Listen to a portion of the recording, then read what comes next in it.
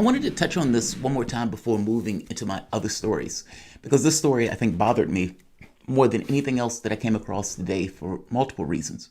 In part because my political agenda has been the focus on policy and eschew the political system, because I don't think the political system all that works.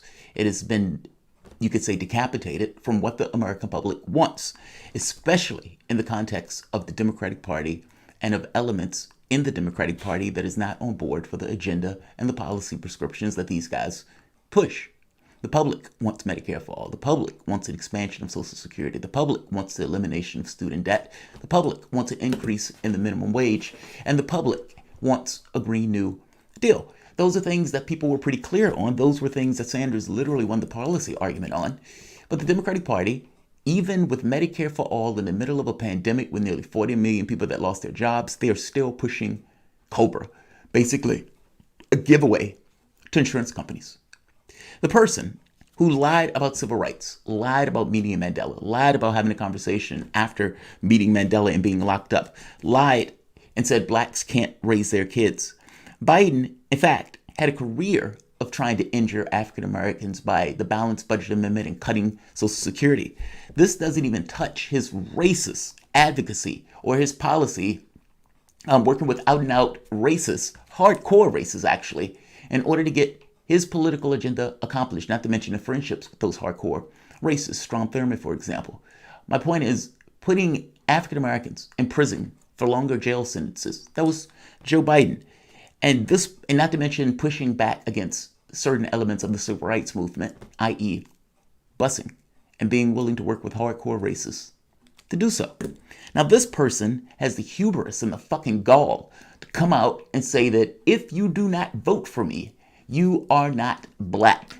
Meaning, if you ended up voting for Trump, or if you were unclear on who you should be voting for, then your your black card has basically been revoked. This is a white man looking into the face of another black man and say, you are not black if you don't give me your vote.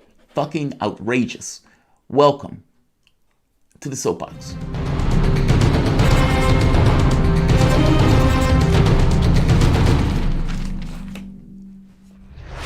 My name is Jamal Thomas. This is the Progressive Soapbox. Guys, if you dig this content, please like, share, subscribe. You can always support PayPal Patron.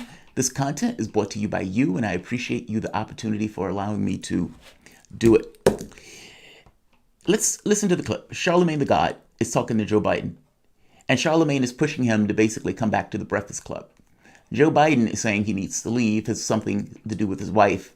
But that last point that he makes, you are not black if you don't support me. Let's play the clip.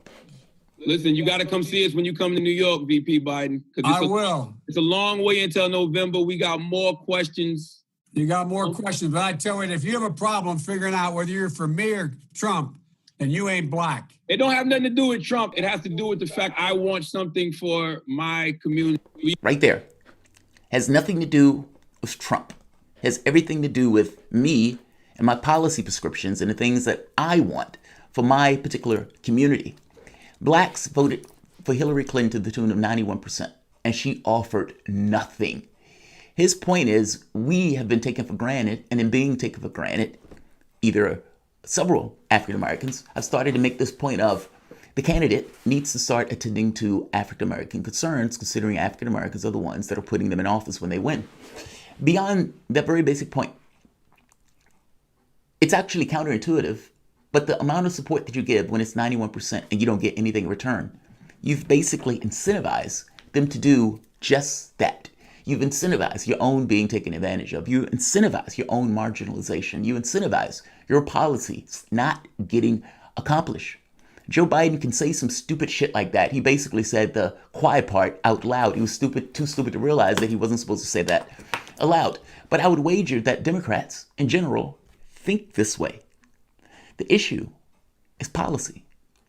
It is not anybody else's responsibility to get Joe Biden votes. That responsibility lies with Joe Biden and Joe Biden alone, or the people who Joe Biden pay. My point is, Joe Biden, goddamn for sure, is not the determining factor on race.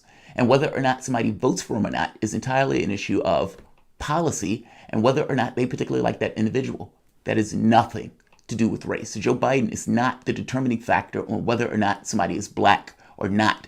I think I speak for all African Americans when I say you can go fuck yourself on that very basic point. The key here is that Joe Biden, if he's not willing to take certain positions that are in the best interest of the public, let alone the best interest of the African American community, then Joe Biden should lose. You should be willing to let Joe Biden lose. This doesn't mean voting for Trump. This does mean letting Biden lose. We've habituated a behavior going back for decades of voting for these weak, spineless Democrats that offer nothing but have the expectation of everything due to the habituated behavior. Why do you think Trump is in office in the first place? Engage that.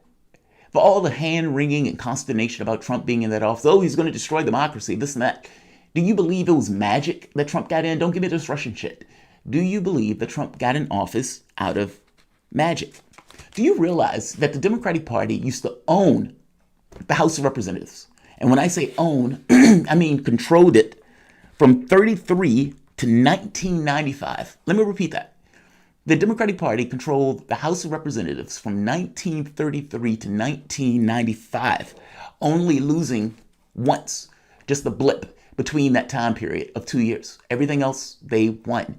It was assumed that the Democratic Party was going to own the House of Representatives forever, considering you had a population size that was poor or at the very least middle class. And this was the party that pushed through the New Deal and was supposedly working in the interests of those groups. Because those were the majority, you would think that the Democratic Party would just own that in perpetuity. What happened in 95? Bill Clinton. Third-way Democrats and an outright repudiation of New Deal politics. And again, when I read the list of things that Bill Clinton did prior, meaning elimination of Glass-Steagall, destruction of welfare, the explosion of the prison population, the passage of NAFTA, the destruction of the Telecommunications Act, deregulation, these were things that Bill Clinton did because Bill Clinton had the cover of being a Democrat, that if a Republican tried to do this stuff, there would have been massive pushback on all of these items. Bill Clinton was getting cover for doing this because he was a Democrat. Whether he was given cover or not, people began to notice, and those people stopped voting Democrat. You have a disproportionate of people who ideally would be in the demographics of African Americans and people making under 30,000 that disproportionately, to the tune of a majority, don't vote. That's not white privilege. That's those people being so disenchanted with the political system that they realize that my engagement in the political process of working with the Democratic Party doesn't give me anything from a standpoint of policy, so why the hell am I going to waste my time functioning and working with the party?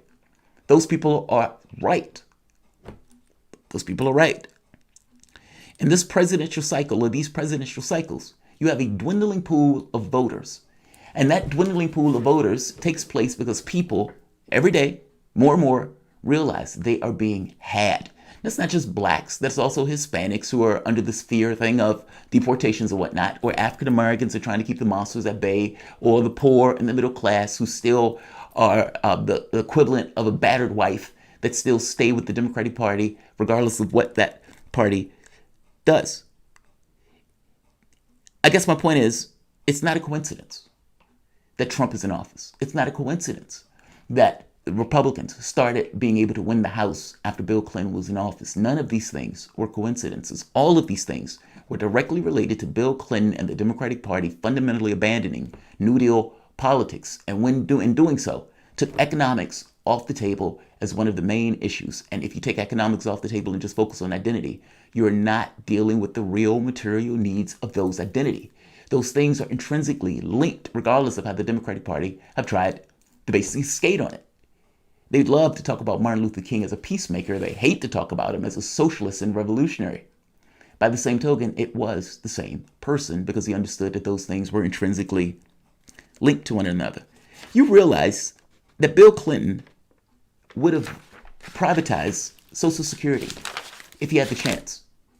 If it wasn't for Monica Lewinsky, Bill Clinton and the Democratic Party would have privatized Social Security. The deal was already made. My point is, blue, no matter who, has given you worse returns. There's a myopic pragmatism that they try to get you to focus on very individual specific elections, missing that when you look at these things over the context of time, that choice is not that pragmatic at all. You've given away all notions of credibility and accountability in the political process by basically being willing to vote for anybody. You've given up all notion of standards that would create a certain policy integrity with what it means to be a Democrat, instead being entirely relative to whatever the Republican Party is, losing all notion of who you are and what you stand for and what you're willing to accept in the process. I just read a story the other day where a woman said Joe Biden could have boiled and eaten babies and she would vote for him. Sam Cedar said he'd vote for a Democrat if it was a can of soup. He also said he'd vote for the guy who was building one concentration camp less. But understand what that means. It sets a precedent. The elections and the results of those elections go beyond just the individuals who win or lose those elections. And if you are willing to accept eating boiled babies and backing people who are building concentration camps, or for that matter, backing a ham sandwich if it has a D on its name, you have basically given away all notions of accountability in your political process and allowed that party to go speeding to the right, full of cash in the gas tank.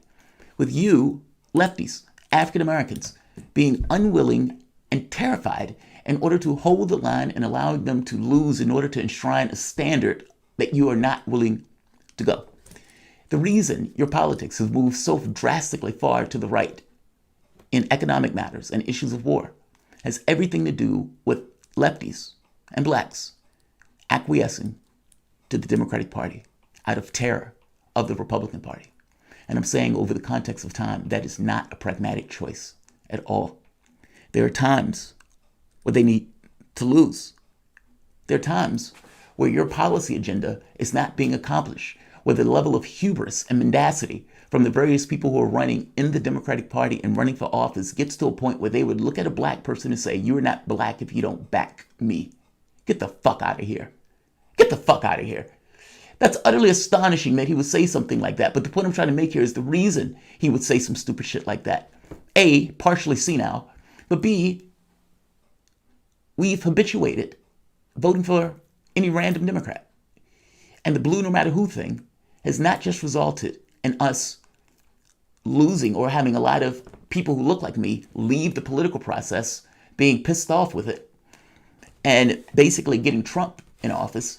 But you've also incentivized this idea that your policy agenda would never get accomplished in a party that you have no leverage in because you're so terrified of using that leverage. That's the point I'm trying to make. This notion of blue no matter who has undermined your politics, has removed all notions of accountability from your politics, and has allowed your politics to move further and further to the right.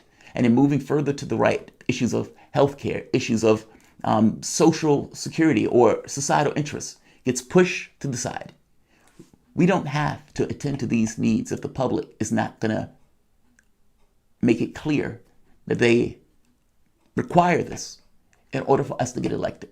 And we will lose persistently if we don't toe the public's demands. Until you get to that point where you are perfectly willing and understand that over the context of time, it is better for them to lose as opposed to a situation where you continuously put them in office, regardless of what they do and regardless of the policies that they have, then you will continue to incentivize the behavior that would allow this decrepit, senile man to tell another African American that you are not black. Your blackness is somehow associated with you voting for my decrepit ass and putting me in office. There is a difference between issues of policy and issues of party. Donald Trump is being called the walking apocalypse. And if Donald Trump is indeed being called the walking apocalypse, then Democrats need to explain to me, why is it better for Joe Biden to not accept concessions of Medicare for all that has 88% support in the party, or elimination of student debt that has over 70% support in the Democratic Party, or legalization of marijuana? I know Joe Biden is flaky on this, and I'm not quite sure I even believe him on the legalization thing. I guess I'm making the point that if indeed these policies are that dramatically popular, then how do you justify not backing these policies, unifying the party in order to beat the person who you're considering to be the walking apocalypse? Until you answer that question, don't talk to me about this blue no matter who nonsense.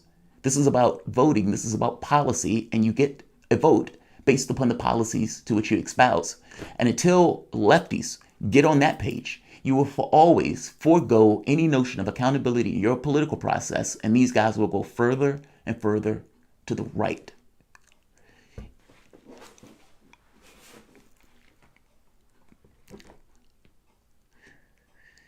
If you're black, don't complain about being taken advantage of. Don't wring your hands.